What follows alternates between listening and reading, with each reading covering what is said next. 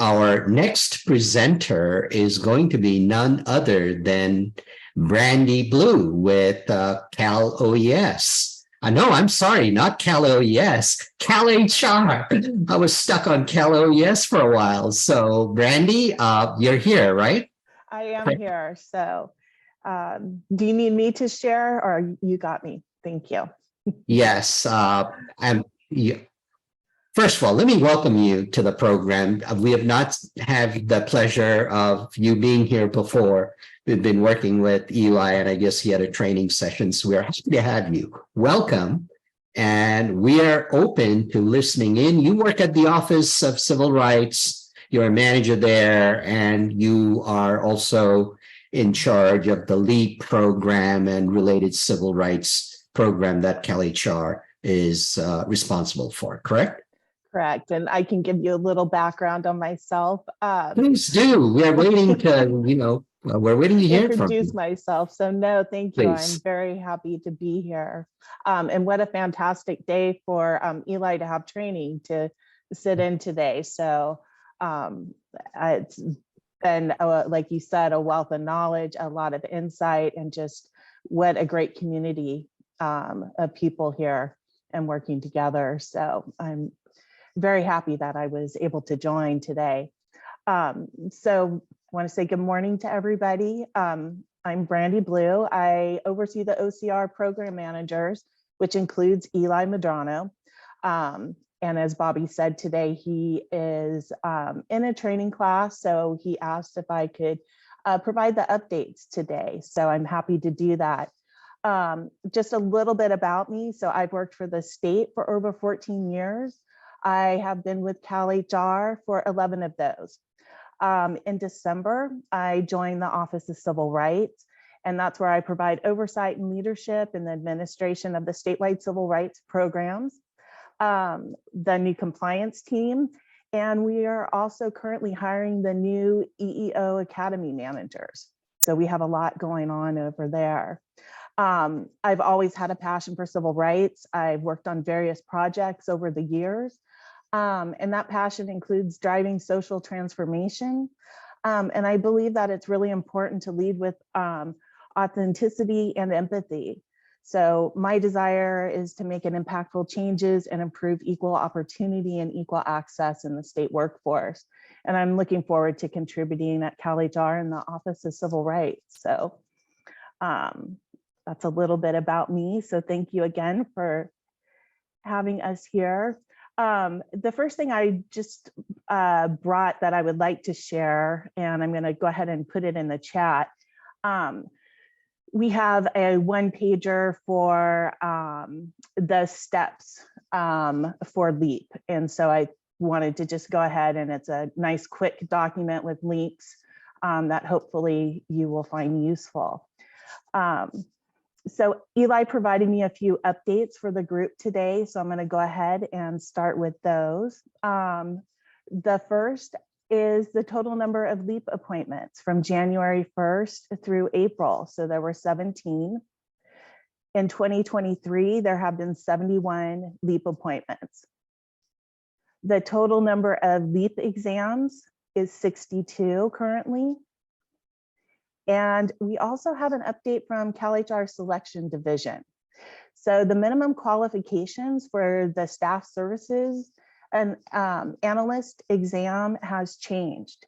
So the old MQs for the education, it was graduation with a bachelor's degree from a recognized 4-year accredited college or university, or work experience in the California State Service may be substituted for the required education in pattern 1 on a year-for-year basis by applicants who have at least 6 semesters or 9 quarter units of college level training in public or business administration, accounting, economics, political or social science, English, speech, statistics, law, or another closely related area.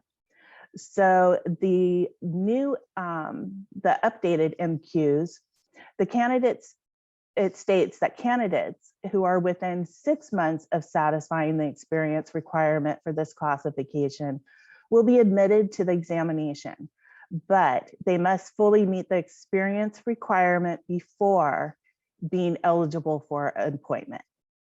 And so equivalent to completion of the 12th grade and 4 years of experience performing analytical, technical, clerical, and or customer service duties.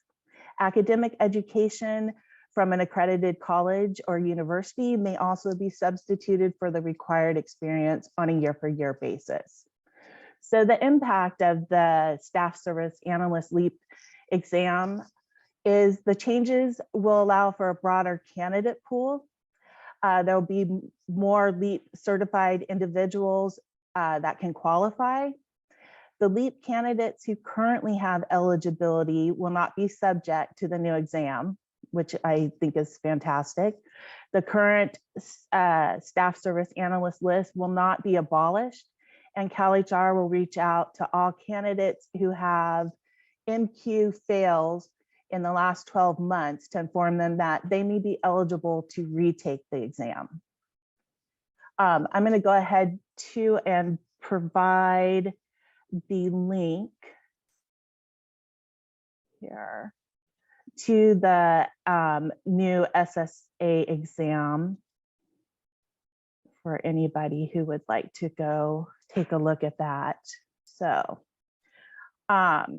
it's brief updates today. So that's all I have for you. If anybody has any questions, feel free to reach out to the Office of Civil Rights.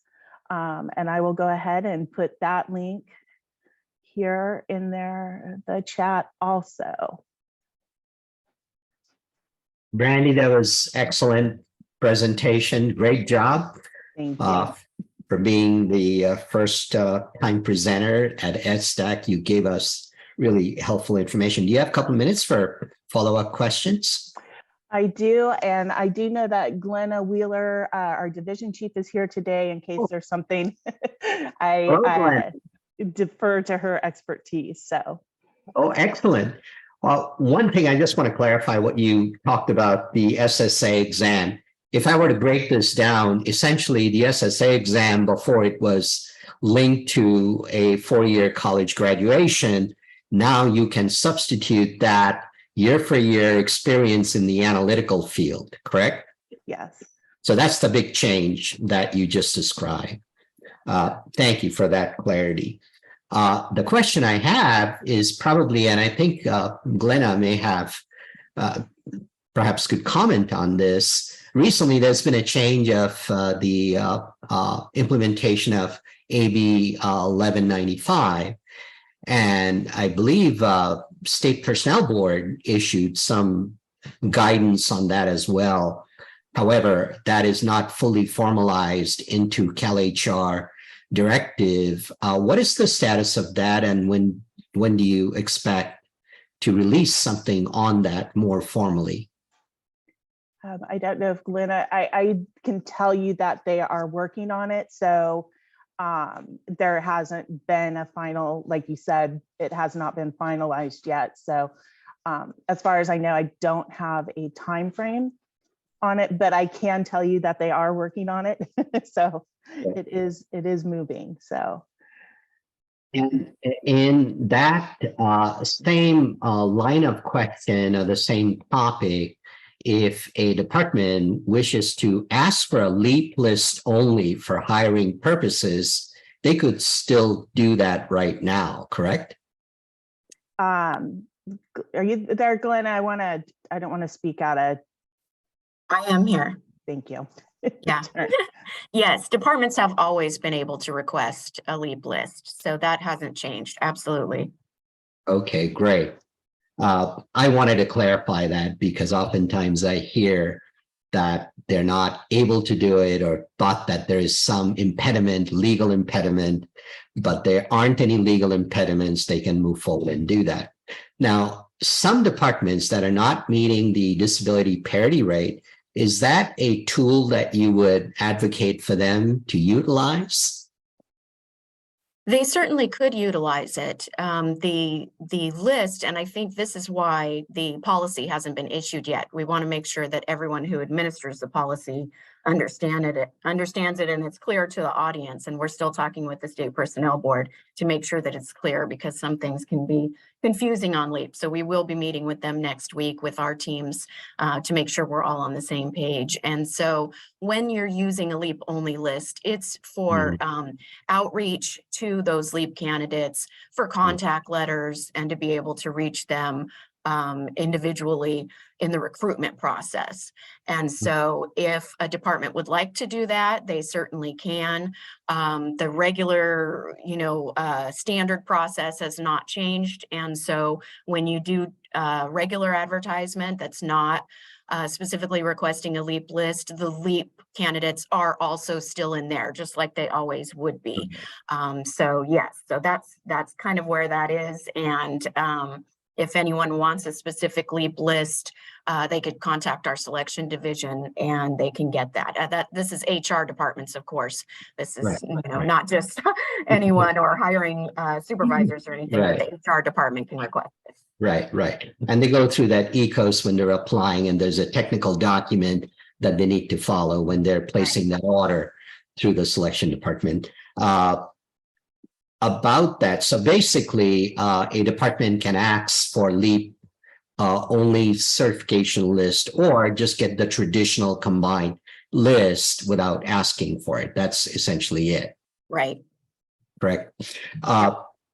One of the reasons, we had a guest earlier, I don't know how long you've been here attending this meeting, Secretary McComber. One of the reasons I invited him, he's with the Secretary of CDCR, is they have a very robust hiring program that they do it instantly, like, the same day you get qualified, you apply, go online, have your ECOS account, and then interviewed. Then they review the application, you get interviewed, and then later on, if they pass everything, they're offered. Is that feasible to have that in a LEAP environment? In other words, could they do that the same way, but asking for LEAP only list? My question may be confusing, but let me clarify. I'm not fully familiar with CDCR's program, but CDCR is not the only one. There is Department of Transportation and a few other entities that they have one-stop job application process, where at a job fair, an applicant will first create their ECOS account, take the exam, be eligible, and then show up at the job fair, get interviewed on the spot, and then later on a selection process would follow. Is that feasible to do that, to have a similar type of process with LEAP only list of candidates? There are a number of ways to streamline the hiring process. So I know I used to be with DSH at the time that Department of State Hospitals, at the time it was the third largest agency, and we needed some significant jobs filled at our state hospitals. So we did a number of things very similar to streamline hiring, where we'd interview, a lot of people in one day at a career fair, and then contact them back as they proceeded through the process. So certainly any department that is interested in that can, look into doing some kind of accelerated hiring process, as long as it follows all of the civil service rules and everything. As far as it being for LEAP, I don't believe you could certainly request just the LEAP list, and you could reach out to those LEAP candidates and see what you get. And if you get, a large enough candidate pool, they've passed the screening, you can go ahead and, interview them. And so you certainly, could do that in a job fair type of way, or in an accelerated type of way.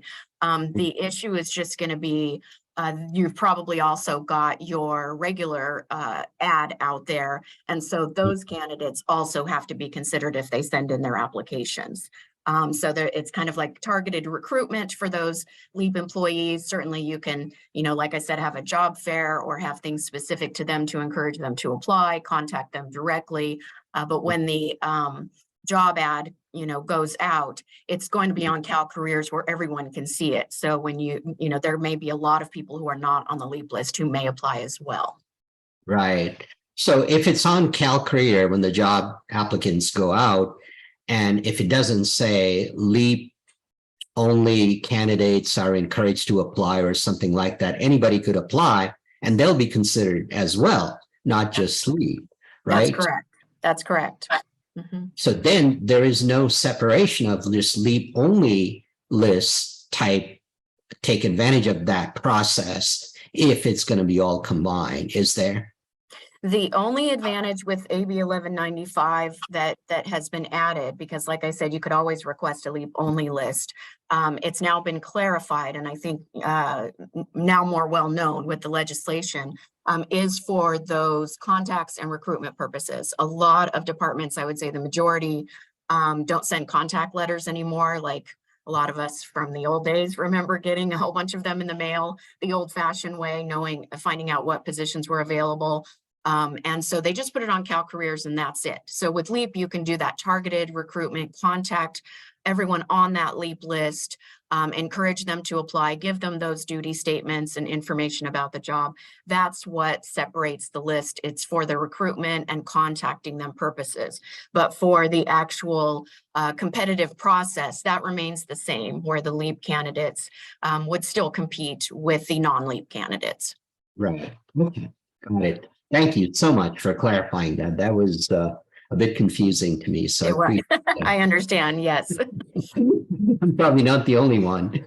For sure. Do we have any questions for Brandi or Glenna? This is a rare opportunity to have them both here at SDAC. If we don't have any questions, I'm going to, say thank you and appreciate that you attended this meeting. And anything else you wish to add, you're welcome to do so. Otherwise, thank you. Thank you for having us.